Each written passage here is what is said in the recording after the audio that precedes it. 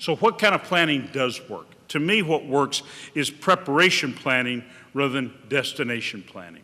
So we're preparing for what's ahead of us by using the best of what we have and trusting God for opportunities that'll come rather than predicting a destination. As Liza commented, the book talks about this model between a powerboat and a sailboat. A powerboat that says, here's where we're going to go. We know where we want to go, and we head out that way because that's where we think God wants us to go. And instead, a sailboat that is all about preparation to catch the wind of God and go wherever God might take us. Those contrasts are there's a lot of factors in there. Six dominant factors of contrast. First is trust. Do you trust the motor, or do you trust the wind? Secondly is an outward focus versus an inward focus. A sailboat's very much about listening to the wind and interacting with the water and hearing how the boat connects to itself. A powerboat's very inward. You just get in, turn on the key, go. As long as the motor sounds good, you just keep going. It's all a difference in preparation. Sailing is all about preparation. Powerboat is a gas and go operation, but a sailboat's not going to go very well if it's not well prepared. Fourthly, the difference is in teamwork. Jeff mentioned about teamwork. You know, as entrepreneurs, we tend to be folks who want to do it ourselves, and we can get in and make that happen for a distance, but the long term is not going to be successful without significant teamwork, and that's what a sailboat requires. The fifth difference is endurance. I've seen a lot of books on the romance of sailing around the world. I've yet to find the first book on the romance of driving a powerboat as far as you could till you ran out of gas. It's not going to get you there, and only a sailboat will get you there. Fifth is the demand. You know, you can put on a cap and get in a powerboat and call yourself a sailor, but it doesn't make you one. Sailing, real sailing, is a very demanding practice. So this contrast between powerboating and sailing, to me, is critical in our planning, because we want to be doing the kinds of things that prepare a sailboat for success when that wind does blow and we're able to move forward. Let me just give you lastly just a quick idea that might be helpful. The planning that looks over the horizon and in the rearview mirror is, I think, an important way to live, because so often as leaders, we're looking over the horizon. We're looking, as a lot of consultants have made money on the idea of a BHAG, a big, hairy, audacious idea, and we think that's great. It's not the motivator. We think that it is. But we need to also be leading by looking backwards. And there are 4 gifts from looking backwards. The first one is a gift of remembering.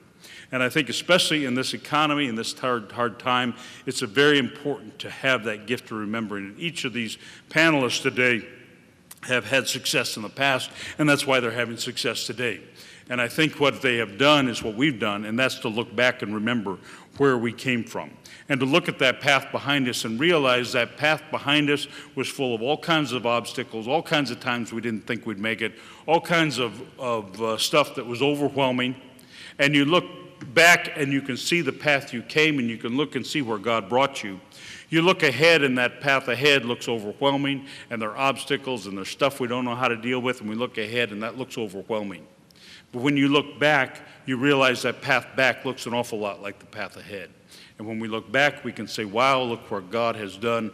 When we look ahead, we say, yikes, how in the world are we going to make it? I think we get the gift of remembering by looking backwards in order to have the courage to go ahead. Secondly, we get the gift of recovery.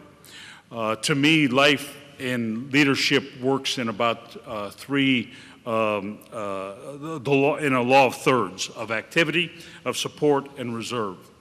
And you have about a third of your energy to put into your activity, a third of it to put into support of your life and your family and exercise and the stuff that keeps you going, and you have a third into reserve. What happens when life gets busy and the economy gets tough and the pressures build is you start to move from that first third of activity and you start to rob from that second third. And if you do that enough, the rub becomes such as you start to rob from the reserve. And when you do that, that's when bad stuff happens. And moral failures come, bad decisions come. A lot of bad stuff happens when you get out of that balance of thirds. And so I think when looking back, we can get a recovery to that thirds and figure out how to get our lives back in balance as leaders. The third gift of looking backwards is a gift of resolving. What have you learned? A lot of people don't look back and they don't learn anything. If you're just making the same mistakes again, you're just going to cycle the same stuff through. We've got to be resolving stuff. What have we learned from it?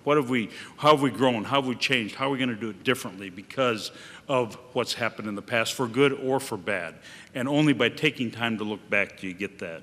And then fourthly, in looking back, you get the gift of reflecting on what really matters. I just had my past 15th year last year. I'm in my 16th year here. And college presidents are notorious in the anniversary years for doing some article about how great the place is once I came as president and how nothing was happening before. Everything's wonderful since, and we show all the charts going up, and that's what presidents do of universities. And that's how we get votes for U.S. News and World Report. So, but we looked at that, and I said, I'm not going to do that. And instead, I wrote an article called 15 Years and Not Counting. And it was the rest of the idea was that, first of all, lots of great stuff was happening before I ever got here. And secondly, the things that really matter most on this campus are stuff we can't count. The transformation of students' lives, the vision they get for a future, the entrepreneurial ideas they get, the service commitment that they have, the things that matter most, the transformation of their life in chapel in this room, the things that matter most, you can't measure.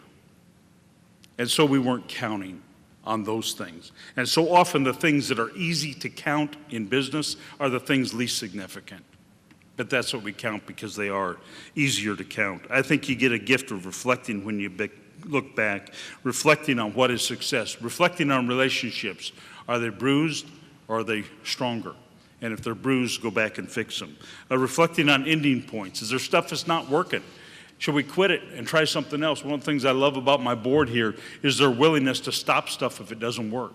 And when stuff doesn't work, and sometimes it doesn't, you have the courage to say, that didn't work, let's stop, let's not put any more money or effort into that, let's pull back and do something else. So I think there's some gifts of looking backwards and some gifts of looking forward. Just quickly and forward, we find anticipation of the challenges. When you look forward, and leaders who can look especially over the horizon to see what's ahead, you can solve the things that are yet to come, not the immediate.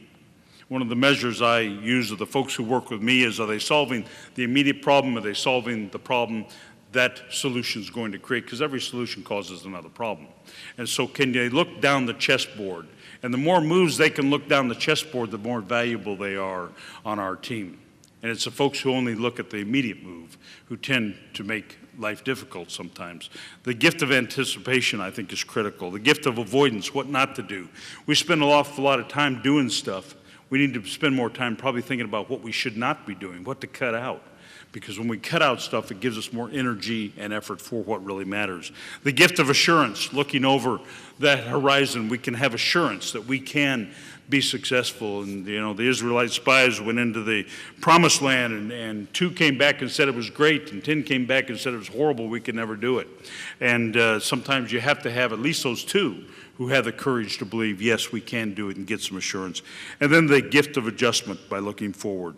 The ability to move and adjust and change as things come beyond our control. And I think in this environment more than ever, we need to have those kinds of gifts.